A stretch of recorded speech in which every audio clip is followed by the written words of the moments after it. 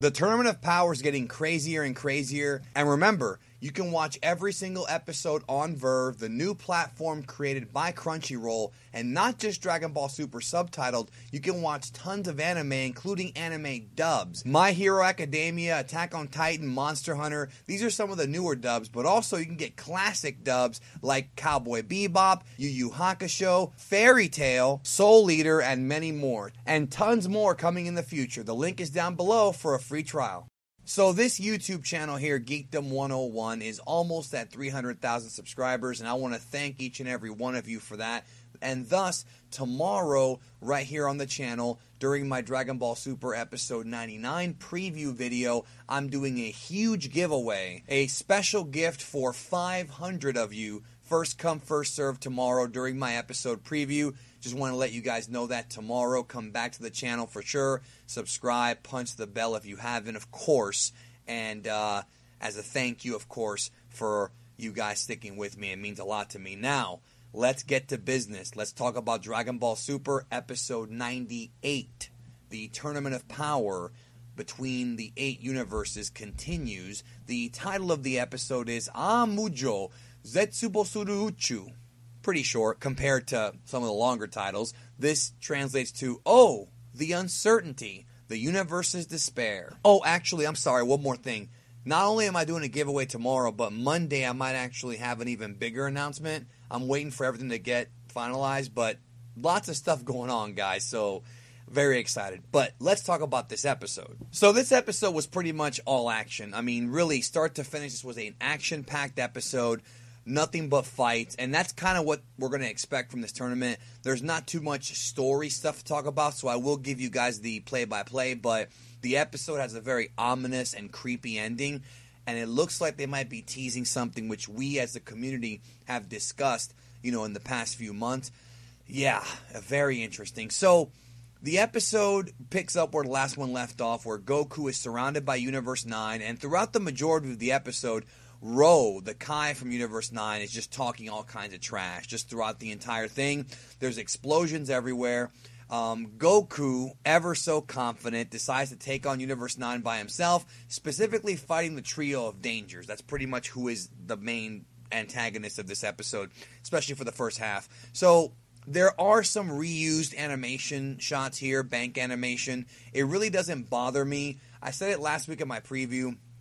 To me, as long as it looks good, it looks good. Like, if they're reusing bad animation, that would kind of bug me. But the animation that they are reusing and recoloring, I'm fine with it. I mean, this show is on a very, very tight schedule. It doesn't really bother me. If it bothers you, I understand. But don't let it ruin the fun of this show. Because there's plenty of new animation here. Plenty of great scenes that I did enjoy. The highlight here really is Goku against Universe 9. So, Goku's fighting in his base form, and Whis explains that Goku is sticking to base to conserve his energy because SS Blue uses up energy, of course. And Goku does power up into that mysterious, glowy key in the preview. This is revealed to be a barrier. The old Kai notices it too, and the barrier is there to protect Goku from Basil's poison technique. So a lot of you guys were commenting as my preview last week that's why Goku's barrier is there, to protect him from not Basil. Did I say Basil? I did not mean to say Basil. I meant to say Lavender. My bad. Basil's the kicker. My bad. Lavender's poison technique. A lot of you guys said that's why Goku had created that barrier, so you are a great prognosticator if you picked up on that. I didn't pick up on it, actually, so I'm very happy when you guys can teach me some things and you guys get things right. But yeah, that's pretty much why Goku powered himself up, was to protect himself from that poison, because he saw what it did to Gohan during the preliminaries. In fact, it's kind of implied, if not outwardly stated, that it was Gohan's idea. It was one of the ideas that Goku and Gohan had thought up together about making a barrier to block the poison. So obviously Basil, Lavender, and Bergamo get a lot of screen time here, and I loved it. They're the strongest guys of Universe 9. All three of them come at Goku from different directions. Goku gets rocked with a beautiful right hook from Bergamo. It looked great. The others come in. Like I said, Lavender tries his poison, but Goku's keeping up that barrier.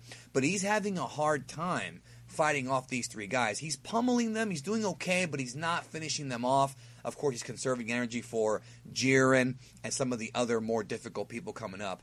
But Goku could easily mop the floor with them in blue, but in base, it's becoming a little more challenging. So we have this interesting scene also. They cut away. We see Frieza, and he knocks out Napapa, the sumo. I did a video yesterday about Napapa. I will link at the end of this one, and the influences behind the character and whatnot.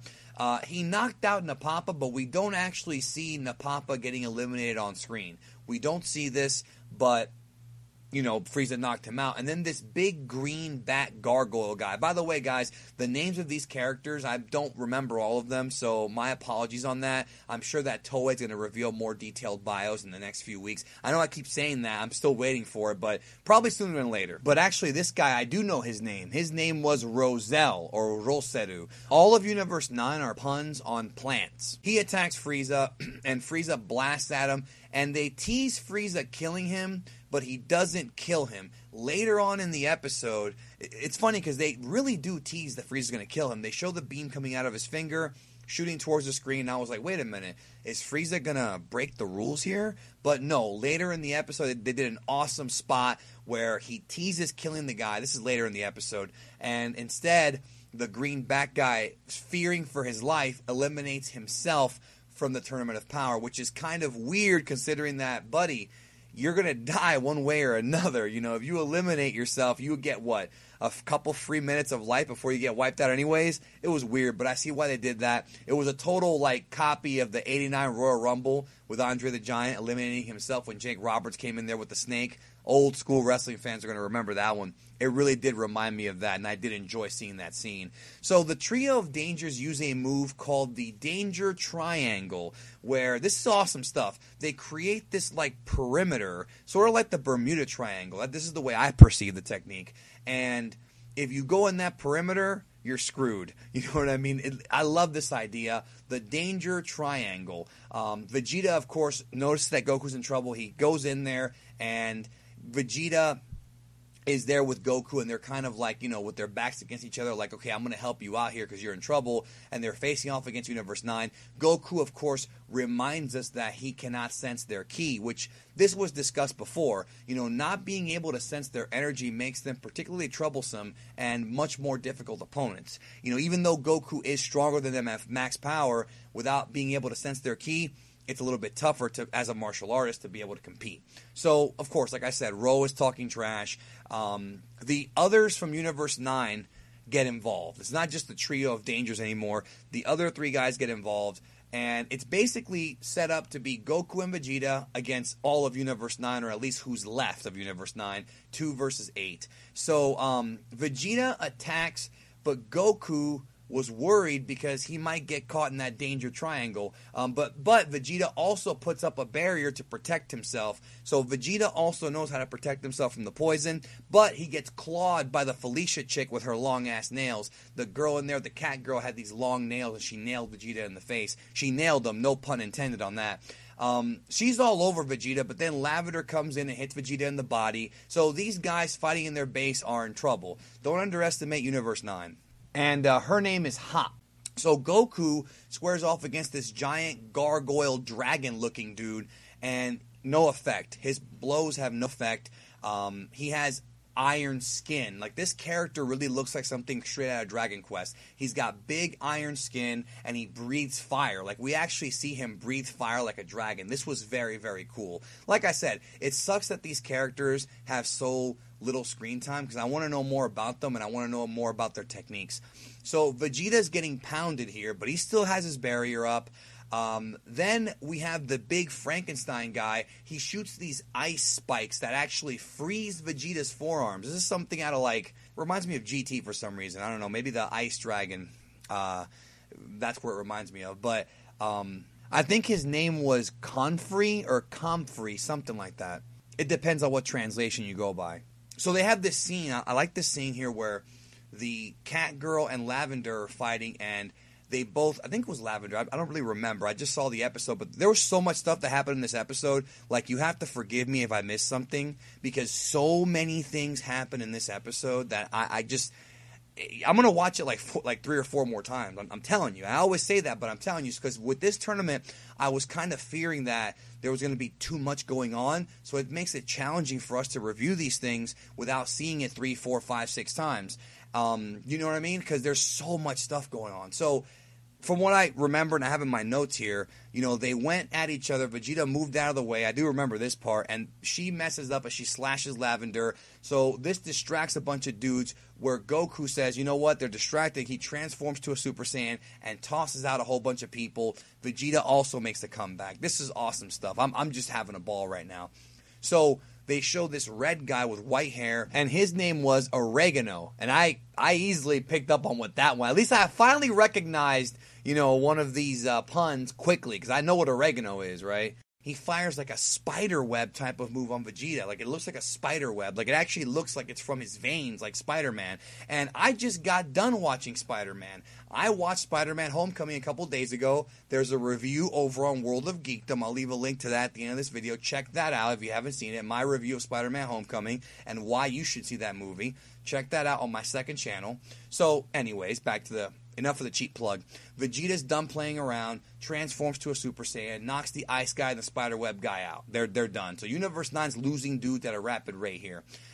So Universe 9 is down to pretty much the trio of dangers near the end of the episode. It's just Basil, Lavender, Bergamo against Goku and Vegeta.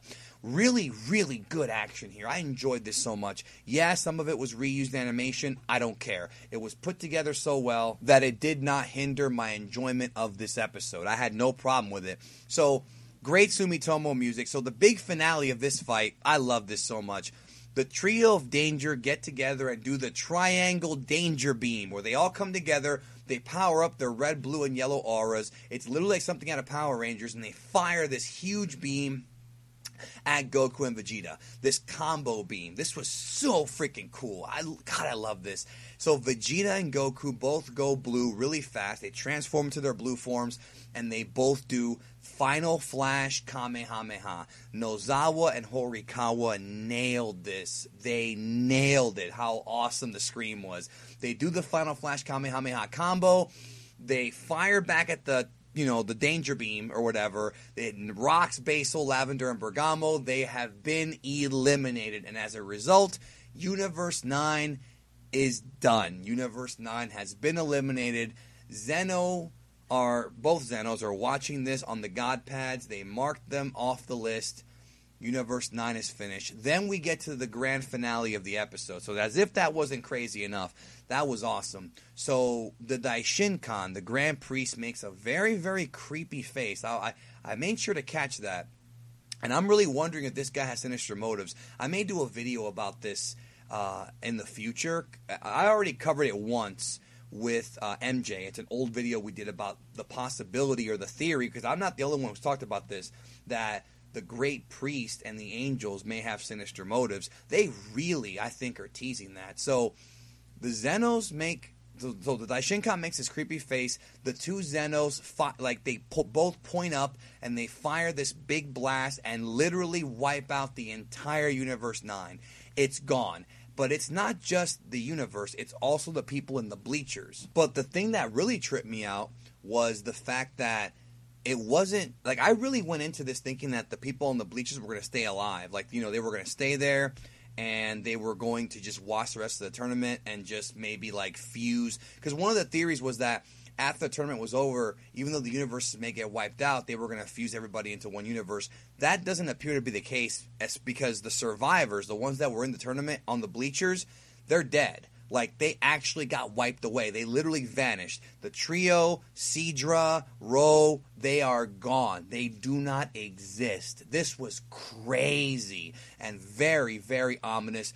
They really took this episode and completely did a 180 as far as tone go. You're watching it and you're like, yeah, that was awesome. And then you're like, whoa, what the hell just happened? This was crazy. So like I said, they are all erased from existence. Goku gives the Grand Priest this look like what the hell, man? This is dark stuff. And then they show the remaining angel from Universe 9, and he's sitting there kind of smirking. I saw him kind of not really giving a damn. He's just there. Maybe he's thankful to be alive, but is there really a secret plan going on here? it's really being teased that there's more going on. Like maybe because the Daishinkan's eyes like change. It's almost like the Daishinkan was. And again, this could just all be in my head. So please excuse me if you don't agree with me. It's cool. I'm just looking at this like, dude, this guy, like, his eyes changed almost as if he was enjoying the destruction of millions and millions of lives. Like, where is this going? I don't know. Crazy episode, very memorable without question, a lot of fun to watch. I actually liked this week's episode more than last week. I enjoyed this way more than last week. Next week, of course, more fights, more new characters. 18, Krillin versus the Bird. I'll be covering that tomorrow in my preview. Don't forget we're doing a giveaway then as well. Let me know your thoughts in the comments about this episode. And also, don't forget to check out our friends at Verve. Like I said in the intro, so much dubbed and subbed anime there. I didn't even know they had Fairy Tail till I started digging through the archives. They have all of Fairy Tail, which I've never watched, but I've heard a lot of very interesting opinions about it. So I might check out a couple episodes of Fairy Tail here and there. Also, Yu Yu Hakusho. I know a lot of folks love that show. I haven't seen it in a while. It's all on Verve, dubbed. The Yu Yu Hakusho dub is really, really fun to watch. I like that dub a lot. Check it out on Verve, the official sponsors of my reviews. And thank you guys so very much. I'll see you guys tomorrow with the preview. And I look forward to talking to you guys down below about this episode because it was freaking nuts. And my bad for not being able to keep track of all these new characters. There's so many of them. I can't remember all their names. I wrote down notes, but I didn't write down that many notes because there's just too many characters. And I don't even know if they're even going to matter in the future. But either way, thank you guys always. And I'll talk to you later.